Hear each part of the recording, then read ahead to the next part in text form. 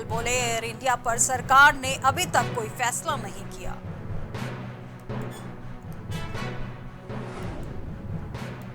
पंजाब के सीएम चन्नी की railway board के अध्यक्ष से अपील, कहा किसानों के खिलाफ दर्ज मामले वापस लें।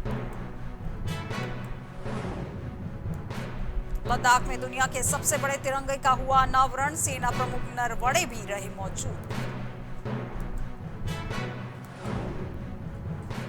जम्मू कश्मीर में डल झील की अस्वच्छता से निराश है एलजी मनोज सिन्हा, कहा लोग सामूहिक जिम्मेदारी लें।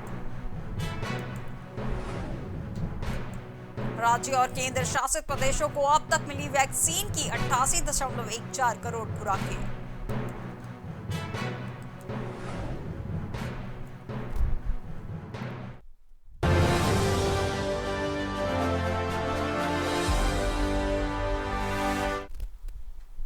नमस्कार, मैं हूं आपके साथ में श्वेता गर्ग। आप देख रहे हैं प्राइम टीवी। आइए नजर डालते हैं उत्तर प्रदेश की कुछ खास खबरों पर। खबर औरैया से है, जहां शहर के दिबरियापुर रोड पर स्थित शहीद पार्क में नेहरू युवा केंद्र के तत्वाधान में स्वच्छ भारत अभियान के तहत गांधी जी की 192वीं जयंती मनाई गई। जयंती के दौरान नेहरू युवा केंद्र के अधिकारियों की ओर से उनके चित्र पर माल्यार्पण कर उन्हें याद किया गया। इसके बाद कई कार्यक्रम आयोजित किए गए। कवि अजय शुक्ला ने अंजाम देने के लिए अपने कविताओं के जरिए वाहवाही लूटी। कार्यक्रम के दौरान नेहरू युवा केंद्र के अधिकारी अनावरण वारसी ने कहा कि गांधी जी ने देश की आजादी दिलाई जाने के लिए कई आंदोलन किए। उन्हीं की प्रेरणा से लोगों में स्वच्छता के प्रति जागरूकता पैदा हुई है। आदित्य मोहन शर्मा ने कहा कि नौजवानों और छात्रों को गांधी जी का इतिहास पढ़ना चाहिए, जिससे वे अपने देश के प्रति नई अलख जगा सकें।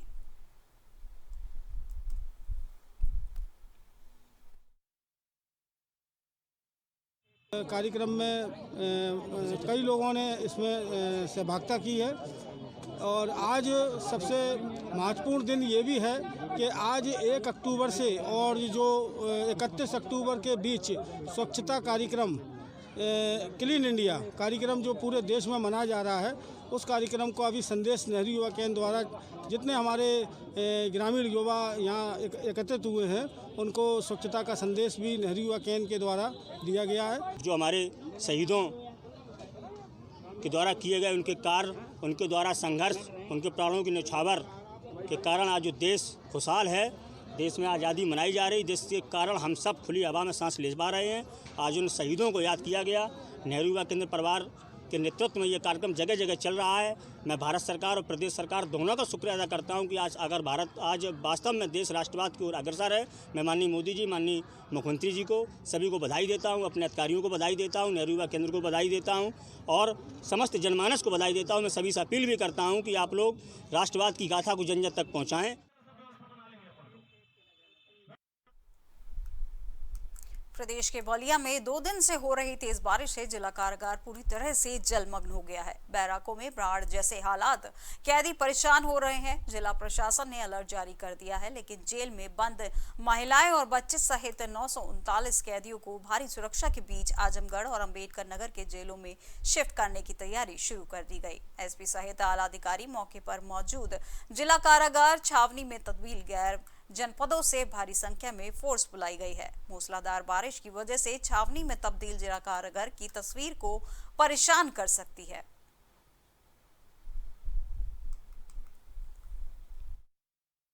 हमारे यहाँ आज की तिथि में 939 कैदी हैं, जिसमें 600 कैदियों को जो है आजमगढ़ जिला कारागार में शिफ्ट करने का आदेश प्राप्त हुआ है और बाकी 339 कैदियों को अम्बेडकर नगर का। अच्छा। महिलाएं 61, 939 में 61 महिलाएं हैं। पुरुष, बाकी पुरुष, बाकी बच्चे भी हैं।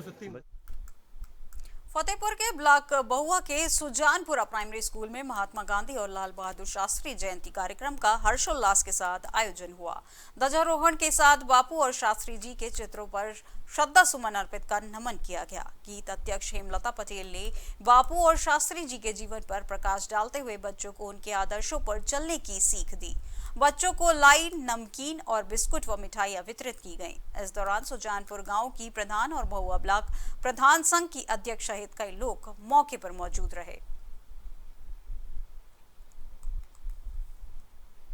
फतेहपुर में सपा के प्रदेश अध्यक्ष नरेश उत्तम का भव्य स्वागत किया गया। सपा के कार्यकर्ताओं ने हुसैनगंज विधानसभा क्षेत्र के 80 व 7 मिल चौराहे पर फूलमालाओं को पहनाकर प्रदेश अध्यक्ष का स्वागत किया। कई किलोमीटर लंबा जाम लगा। लंबे जाम के चलते निकलने वाले राहगीरों को बड़ी मुश्किल का सामना करना पड़ा। हथगाम के मुन्ना बाबू ने हजारों समर्थकों के साथ पहुंचकर 7 मील पर स्वागत किया। कार्यकर्ताओं से निवेदन करने के बाद प्रदेश अध्यक्ष के काफिले को बढ़ने का मौका मिला। हरदोई पुलिस लाइन में धूमधाम से गांधी और लाल बहादुर शास्त्री की जयंती मनाई गई। राष्ट्रपति महात्मा गांधी की 192वीं और लाल बहादुर शास्त्री की 117वीं जयंती हरदोई पुलिस लाइन में मनाई गई। पुलिस अधीक्षक की तरफ से जयंती के शुभ अवसर पर श्रद्धा सुमन पुष्प अर्पित किया गया। राष्ट्रीय ध्वज फहराया गया और इस मौके पर उपस्थित अधिकारीगण, कर्मचारीगण और सभी मीडिया बंधुओं को स्वस्थ रहने व सभी के परिवार में सुख और शांति के लिए कामना की गई। सभी को मिष्ठान वितरित कर शुभकामनाएं दी गईं।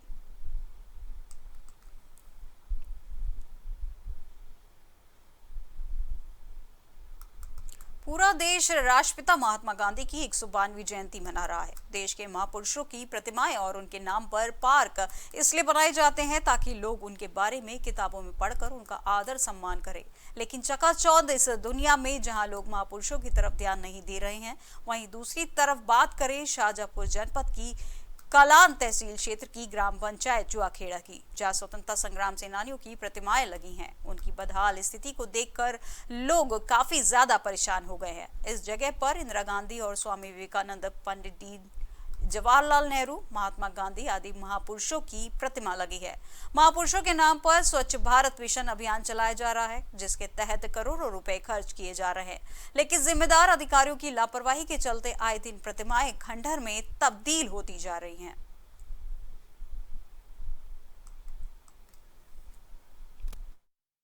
महात्मा गांधी के नाम से कई अभियान चलाए जा रहे हैं। साफ सफाई यानी कि जो 2 अक्टूबर के लिए ही रखा गया था स्वच्छता भारत मिशन का अभियान, जिसमें प्रदेश सरकार है वो लगातार करोड़ों रुपए खर्च किए जा रही है।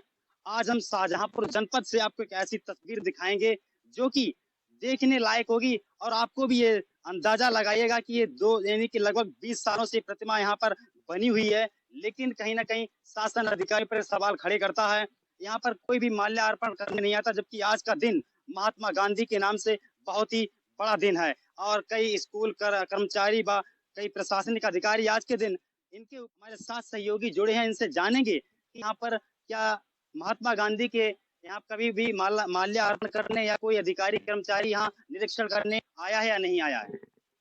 कोई नहीं आया भाई, मेरा केंद्र नाम है। केंद्र जी, ये बताइए जैसे कि यहाँ पर प्रतिमा है बापू जी की, यहाँ पर कोई आया? कोई भी अधिकारी नहीं आया आज तक। लगभग 20 साल हो गए हैं। आते हैं या रोड से निकल जाते हैं, अन्यथा यहाँ तक कोई नहीं आया इन्हें देखने। वैसे सरकार तो 2022 मिशन में 2014 से मिशन चलाया था स्वच्छ भारत अभियान का, कि तो ये बापू के नाम से ही आखिर चलाया जा रहा है, ऐसा क्यों है? ये चलाया गया था लेकिन यहाँ तक तो कोई आया नहीं। ये मूर्ति भी टूटी हुई है थोड़ी नीचे से और ऊपर भी बिल्कुल कुछ नहीं। साफ सफाई अपने आप लोग यहाँ कर देते हैं, लेकिन यहाँ कोई सफाई कर्मी तक भी नहीं आता है। तो हम हमारे साथ और बाबा जी भी हैं, इनसे भी जानेंगे यहाँ की साफ सफाई देख रेख कौन करता है, यहाँ कोई आता है या नहीं आता है। जगतपाल। ये बताइए यहाँ पर कोई साफ सफाई करने आता है कभी अधिकारी? नहीं, बाहर के कोई नहीं आता, हम ही लोग यहाँ के जो कुछ करते हैं। लगभग कितने दिन हो गए ऐसे प्रतिमा को ऐसे बने हुए? 18-20 वर्ष हो गए हैं।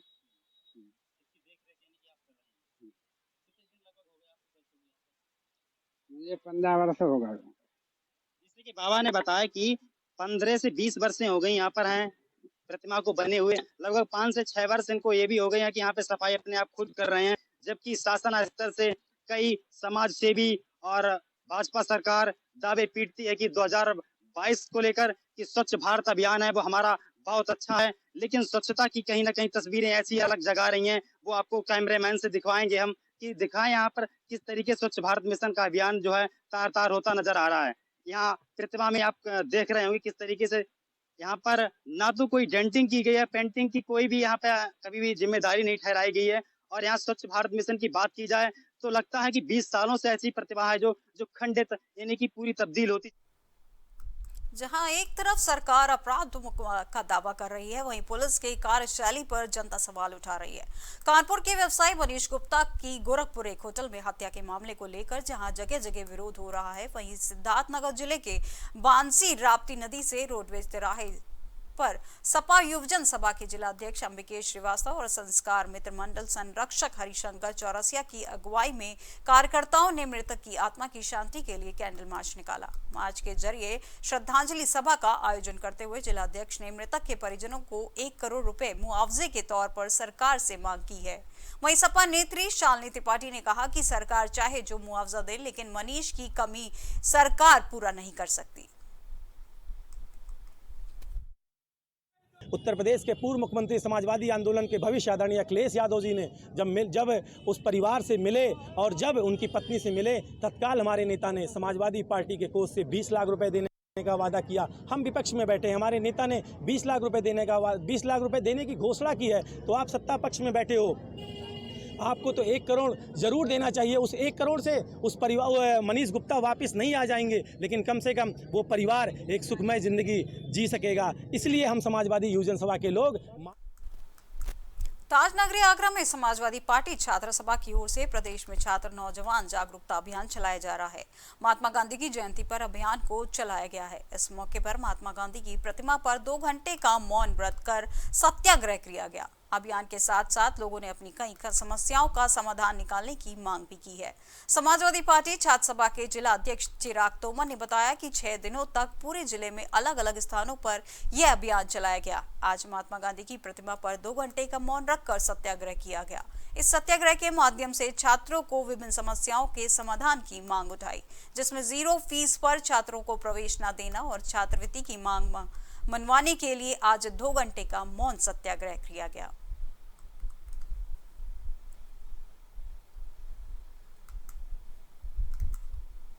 कानपुर के फजलगंज क्षेत्र के उचवा मोहल्ले में प्रेम किशोर परचून की दुकान चलाते हैं। दुकान के पीछे ही उन्होंने अपने मकान बनवा रखा है। देर रात प्रेम किशोर, उनकी पत्नी गीता और बेटा नैतिक खाना खाकर सो गए थे, लेकिन दूसरे दिन उनकी दुकान नहीं खुली तो मोहल्ले वालों ने कुंडी खटखटाई, लेकिन दरवाजा नहीं खुला। किसी अनहोनी की आशंका को देखते हुए पुलिस को इसकी जानकारी दी गई। जब पुलिस मौके पर पहुंची तो दरवाजा खोलकर अंदर दाखिल हुई तो पति, पत्नी और बेटे का शव पड़ा मिला।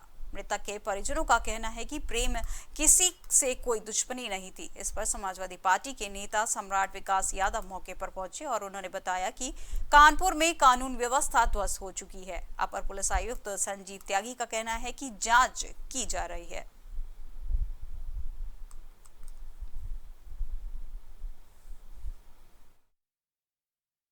और यहाँ पीटा जा रहा, दुकान खुली नहीं रही है, फोन नहीं उठ रहा है, तो हमने वहाँ से फोन मिलाया, हम लोगों ने फोन मिलाया, उसके बाद भी नहीं उठा फोन।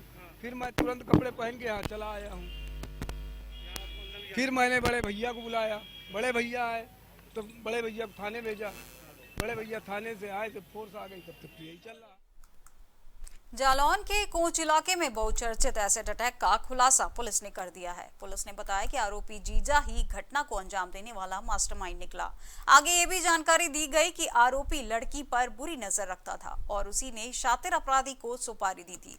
आपको बता दें कि प्रशासन की ओर से बनाई गई टीमों ने एसिड अटैक अपराधी को गिरफ्तार करने में सफलता हासिल की है।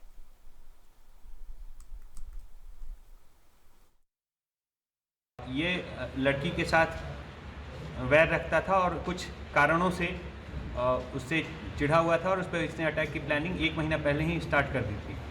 जब इसने प्लानिंग 1 महीना पहले स्टार्ट की तो पहले इस एरिया का रेकी करने के लिए इसने अपने ड्राइवर संजू पाल का प्रयोग किया। उसके माध्यम से इसने अपराधियों को जुटाया और अपराधियों को जुटाने में जो इसने संपर्क किया उसके लिए इन्होंने औरैया से स्टार्ट की मीटिंग और उसके बाद बार बार कोच में आके रेकी भी की और उसके बाद प्लानिंग करके इन लोगों ने घटना को अंजाम देने वाले ये कहाँ की होगी। देखिए, घटना के अंजाम देने वाले जो फुटेज में आपने मोटरसाइकिल पे 2 व्यक्तियों को देखा है उसमें गौरव है जो फरीदाबाद में कोरोना काल में जान जोखिम में डालकर लोगों की जान बचाने वाले स्वास्थ्य कर्मियों को गांव के लोगों से जान का खतरा लग रहा है। स्वास्थ्य विभाग ने जी जान लगाकर लोगों को कोरोना महामारी से बचाव किया हो, लेकिन इसके बावजूद भी उसके आम लोगों के मन में स्वास्थ्य विभाग के प्रति कोई संवेदना नजर नहीं आ रही। यह बात हम इसलिए कर रहे हैं क्योंकि ताजा मामला प्रतापगढ़ यूपीएससी सेंटर का है, जहां पर ग्रामीणों ने यूपीएससी सेंटर में तोड़फोड़ कर दी। वहां मौजूद स्वास्थ्य कर्मियों ने बताया कि ग्रामीण यूपीएससी सेंटर के ग्राउंड में वॉलीबॉल खेलते थे, जिस पर 4 दीवारी होने की वजह से प्रतिबंध लगा दिया गया था। इसी से नाराज होकर उन्होंने यूपीएससी सेंटर में तोड़फोड़ की गई और अब उन्हें ग्रामीणों से जान का खतरा भी सता रहा है।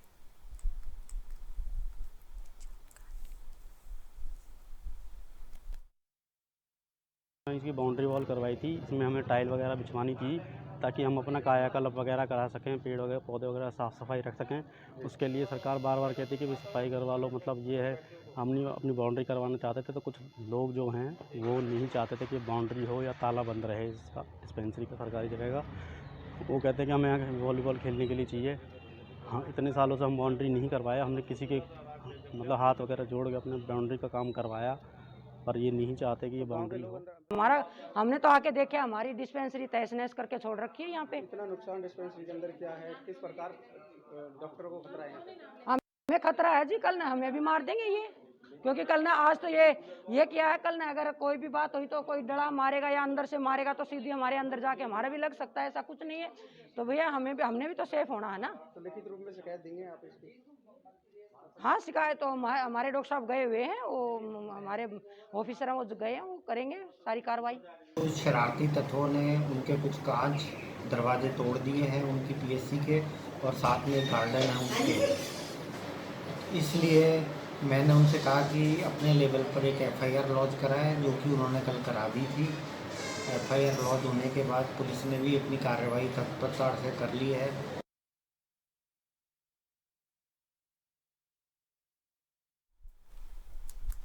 सीतापुर में पुलिस और एसडीएम की सांठगांठ के चलते खुलेआम अपनी जेसीबी मशीन से अवैध मिट्टी खनन कराया जा रहा है। खनन को लेकर जानकारी मिली है कि अवैध खनन की मिट्टी जरूरतमंद भवन निर्माताओं के हाथों 800 रुपए से लेकर 1000 रुपए प्रति ट्रॉली की दर से बेची जा रही है। प्रतिदिन तहसील कार्यालय के ठीक सामने से अवैध मिट्टी खनन की ट्रालियां गुजरती हैं, फिर भी जिम्मेदारी अधिकारी एसडीएम और सीओ प्रभारी निरीक्षक सत्ता की धमक के आगे मूक दर्शक बने हुए हैं। खनन माफिया की ऊंची पहुंच के चलते अधिकारी इन पर कोई कार्रवाई करना मुसीबत नहीं समझते।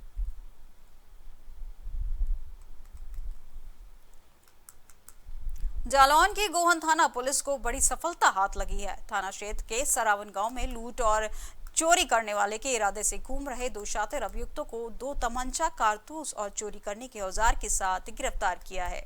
दोनों अंतरजातीय शातिर चोर हैं, जिनके ऊपर भिंड दतिया जिले में कई मुकदमे दर्ज हैं। गोहन पुलिस ने अभियुक्तों के खिलाफ संबंधित धाराओं में मुकदमा पंजीकृत करते हुए जेल भेज दिया है।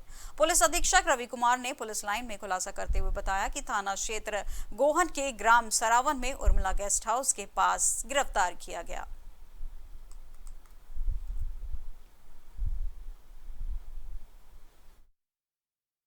देखिए, थाना गोहन की पुलिस ने कल 30 तारीख की रात्रि को 2 चोरों को गिरफ्तार किया है। ये काफ़ी शातिर किस्म के अपराधी हैं। एक का नाम अरविंद कुशवाहा और दूसरे का नाम दीपू सिंह कुशवाहा है। ये लोग जनपद भिंड के रहने वाले हैं। इनके कब्जे से 2 तमंचे, कुछ कारतूस और चोरी के लिए यूज करने के लिए हथौड़ा, रिंच, पेचकस इत्यादि औजार बरामद किए गए हैं। इनका आपराधिक इतिहास भी है। इन्होंने इसके पहले भी और घटनाएं की हुई हैं और इनकी गिरफ्तारी कर थाना गोहन ने संभावित चोरी की घटनाओं को रोका है। फरीदाबाद पुलिस की स्टेट क्राइम ब्रांच कामयाबी हासिल करते हुए तेलंगाना से भटके हुए बुजुर्ग को उसके पोते से मिलवाने में कामयाबी हासिल की है। बुजुर्ग जो कि हिंदी बोलने समझने में असमर्थ हैं, जिस पर कड़ी मेहनत करते हुए फरीदाबाद पुलिस ने चंडीगढ़ सीआरपीएफ की 91वीं बटालियन में तैनात उसके पोते से मिलवा दिया। फिलहाल बुजुर्ग और उसका पोता पुलिस का बहुत बहुत धन्यवाद कर रहे हैं, जिससे उनकी घर से निकले बुजुर्ग को दोबारा उनके परिवार से मिला दिया। आपको बता दें कि पुलिस से संपर्क साधने और बुजुर्ग का एक वीडियो बनाकर अलग अलग सोशल मीडिया के माध्यम से वायरल किया गया। तो तेलंगाना पुलिस ने फरीदाबाद पुलिस से संपर्क साधा और फिर सीआरपीएफ की 91वीं बटालियन चंडीगढ़ में तैनात इसके पोते, जिसका नाम सबाट भास्कर है, को सूचित किया गया, जिसके बाद दोनों को मिलवाया गया।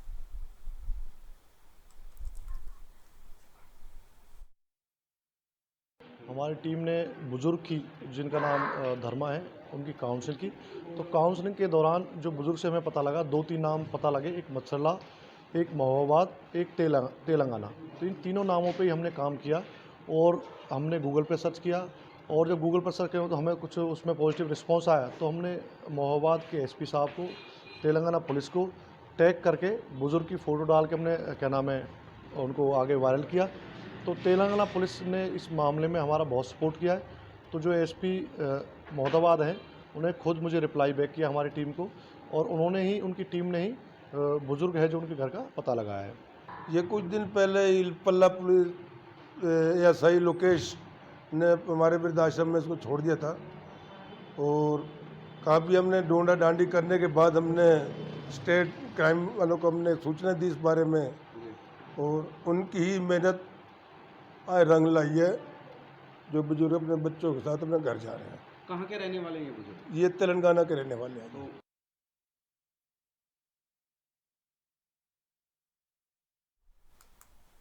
बलरामपुर में बदमाशों के हौसले बुलंद दिखाई दे रहे हैं। बदमाशों ने महिला प्रधान को बंदूक के बल पर खूब धमकाया। बदमाशों की गोली से महिला प्रधान गंभीर रूप से घायल हो गई है। गंभीर हालत में महिला प्रधान को इलाज के लिए अस्पताल में भर्ती करा दिया गया है। प्रधान पति के तहरीर पर थाना कोतवाली नगर में अज्ञात बदमाशों के खिलाफ मुकदमा दर्ज कर लिया गया है और पुलिस आगे की कार्रवाई की जा रही है। कोतवाली नगर थाना क्षेत्र अंतर्गत ग्राम सिरिया की एक महिला को गंभीर हालत में संयुक्त जिला अस्पताल लाया गया है। सूचना पर पुलिस द्वारा तत्काल पहुंचकर महिला को बहराइच फायर सेंटर पर रेफर कराया गया। साथ ही मौके पर पहुंचकर घटनास्थल का निरीक्षण किया गया है तथा आवश्यक विधि का। बुलंदशहर में पुलिस ने अलीगढ़ में उद्योगपति की पिटाई की। इस मामले में शिकायत के बाद इंस्पेक्टर को निलंबित किया गया। साथ ही अलीगढ़ में भी मुकदमा दर्ज किया गया है। बुलंदशहर कोतवाली में तैनात एक इंस्पेक्टर अजय कुमार ने अधिकारियों को जानकारी दी। बता दें कि पुलिस ने उद्योगपति अभिषेक तिवारी को उनकी फैक्ट्री से उठाकर और स्कॉर्पियो में डालकर सड़क पर घूमते रहे 3 पुलिसकर्मियों ने मिलकर पिटाई की और 40 मिनट बाद अलीगढ़ छोड़कर चले गए। पीड़ित अभिषेक तिवारी ने अजय कुमार समेत तीनों को नामजद करते हुए एक अज्ञात के खिलाफ थाना हरदुआगंज में मुकदमा दर्ज कराया है, जिसके बाद तत्काल प्रभाव से इंस्पेक्टर अजय कुमार को निलंबित किया गया है।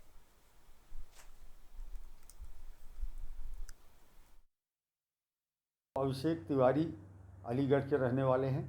उनके विरुद्ध लगभग 6,60,000 रुपए का चेक बाउंस होने का एक मुकदमा बुलंदशहर कोतवाली नगर के एक वादी राजीव कुमार शर्मा के द्वारा पंजीकृत कराया गया था। इस मुकदमे की विवेचना में बिना वरिष्ठ अधिकारियों से आदेश प्राप्त किए, बिना अनुमति ये अपने थाने से रवानगी करके गए थे, लेकिन बिना वरिष्ठ अधिकारियों को संज्ञान में लाए जनपद को छोड़ना और ऐसे प्रकरण में जिसमें जो गंभीर अपराध की श्रेणी में नहीं आता है तथा जिसमें गिरफ्तारी के प्रावधान नहीं है, अकारण जाकर के कथित अभियुक्त को हिरासत में लेना, टार्चर करना, इस तरह के आरोप इनके विरुद्ध लगाए गए थे। प्राथमिक जांच कराने पे ये आरोप सही पाए गए। फलतः इंस्पेक्टर अलीगढ़ के कोतवाली खैर इलाके के अलीगढ़ पलवल हाईवे पर एक तेज रफ्तार ट्रक ने चालक ने 18 वर्षीय युवक को तेज रफ्तार के साथ कुचल दिया। 18 साल के युवक को बुरी तरह से रौंदने के बाद ट्रक चालक ट्रक सहित घटनास्थल से फरार हो गया। तो वहीं सड़क पर दौड़ लगा रहे छात्र के मौके पर ही दर्दनाक मौत हो गई। मौके पर पहुंची पुलिस ने 18 वर्षीय युवक को शव को कब्जे में लेकर पंचनामा भर पोस्टमार्टम के लिए भेज दिया है। मौके पर मौजूद पुलिस आरोपी ट्रक चालक और ट्रक की तलाश में जुटी हुई है। बच्चा दौड़ लगाने आया था, सुबह पुलिस की तैयारी कर रहा था। उसके दौड़ लगाने के दौरान ही उसका एक्सीडेंट हो गया। किस प्रकार एक्सीडेंट हुआ? लोगों को बताया उनका पीछे से उसके टक्कर मारी। किसने टक्कर मारी? ट्रक ने। उत्तर प्रदेश की अब तक की खबरों में बस इतना ही और अधिक खबरों के लिए देखते रहिए प्राइम टीवी। नमस्कार।